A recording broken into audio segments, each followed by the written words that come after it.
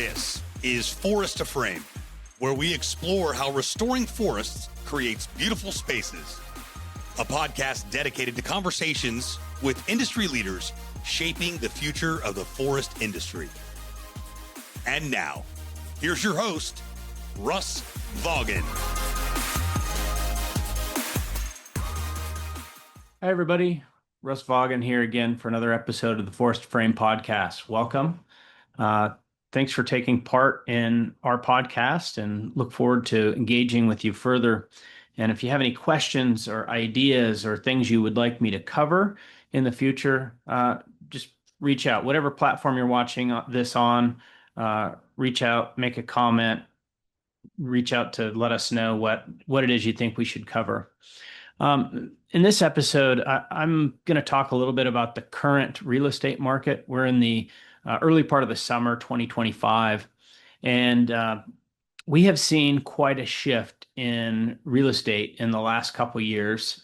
We had a very robust real estate market ahead of COVID happening, and then COVID, I think everybody kind of calls it the COVID crazies, those years that raw material prices went crazy and our prices were very high, and it was difficult to get materials. And so now that we're back to some sort of semblance of normality when it comes to materials and building, we've seen that with the rising inflation and accompanied rise in interest rates, that it's really slowed down a lot of the building markets. And in the West in particular, we have seen a lot of these projects slow down. And looking back on it now, it seems like the market was going up. People were expecting growth on their equity of their buildings. And so to choose a new material like mass timber, CLT, and glulam specifically, people were anticipating that their equity was going to grow and that the interest rates were low. So underwriting a project like that, making it cash flow and either selling it at the end or keeping it for their rental income was something that was working. Since then, the interest rates have come up quite a bit, and any of the projects that were leveraged with a lot of debt, they became unfeasible. And so a lot of them have either stopped, paused, or gone away completely. And so I looked up some statistics, and it was pretty crazy. The number of tower cranes at the height that were in Seattle, and Seattle had the most in the country, so it was very much booming there for a number of years. The height, I think it said, was 67 tower cranes. And currently there's about 17 tower cranes. So that's a 50 tower crane delta. So all those large projects were either completed or stalled, or there's not new ones going on. So we haven't maintained that trajectory. And that to me is an indicator of those markets in Seattle, Portland, the Bay Area, and they've been slow. And when they're slow like that, there's not a lot in the mass timber and commercial building world that is going on. So when the building industry as a whole is down, of course, mass timber is going to be down. And I think there's a heavier risk intolerance, it makes it a little more difficult. We've seen that ourselves. Our mass timber orders have been a lot lower than they had been in previous years. And even the last 8 months have been down from prior. We would typically get calls from projects that were designed for our product that we weren't even in the loop on. That happens now. Instead of happening maybe once a quarter, it happens maybe once a year. The project size that we're talking about, we were talking about projects in the 5, 7, some over $10 million worth of mass timber in the project, and they would take months to complete. Very complicated, but a lot of volume, and you could forecast that. I would say our projects are now that we're part of are 1.5 to 2 million on the larger side. There's a few that get a little bigger than that, but a lot of them are in the $250,000 to $1 million range. So there's a lot more projects. The good news for that for us is that Smaller projects tend to meet their schedule quite well. Some of the larger projects have a lot of different things going on out in the marketplace, and so they're sometimes delayed, impacted by strikes, weather, other material flow issues. So it's not bad having smaller projects, but you have to have enough of them. And so we've seen that, be down quite a bit. So I was at a few different events over the course of the last year and talking to others in the industry, and they are seeing the same thing. And it was interesting, though, on a recent trip to the East Coast, I stopped in Detroit, had some meetings there, traveled a little bit around um, the greater Detroit area, went out to East Lansing and was just looking at some of the projects that were going on there and meeting with some folks, and noticed that the building hadn't dropped off as much. And I think it was probably because Seattle, as an indicator, was really like growing like crazy. So it fell way off.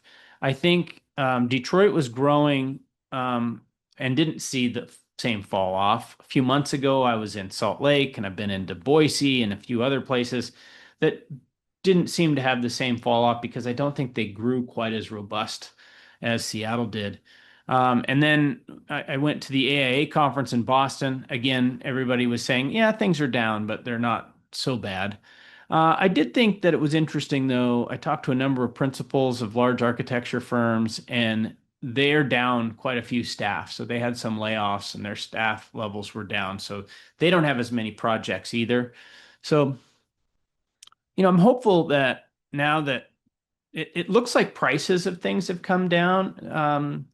It, whether it's hotel rooms, airline fees, they were, I mean, I was experiencing some, and I don't know if it was when I was traveling, but it was very high. Cost of rental cars, cost of all kinds of things. And now it seems like everything's kind of modulated and come down. And they have dynamic pricing. So if, the airlines prices are down, that means not as many people are using it, using the airlines. Same with hotels, etc. When I've had to go use rental cars, they're available and not expensive. So I think costs have come down and have flattened a bit across the board.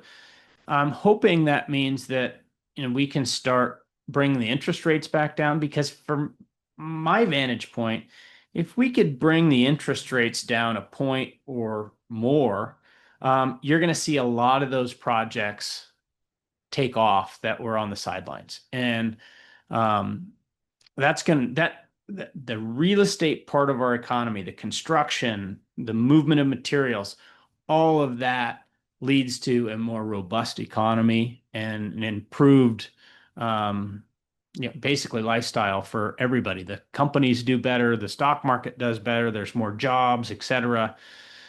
So we did have a pretty serious inflation issue there for a while, but I've always read and heard and seen that the monetary policy has a lot to do with inflation. You print a lot of money, you end up having a lot of supply of money, which draws the value of that money down. Therefore, it takes a lot more of that money to buy certain products and goods. And so I'm hopeful that that inflationary pressure is coming off and that we can see interest rates come back down to a level that incites more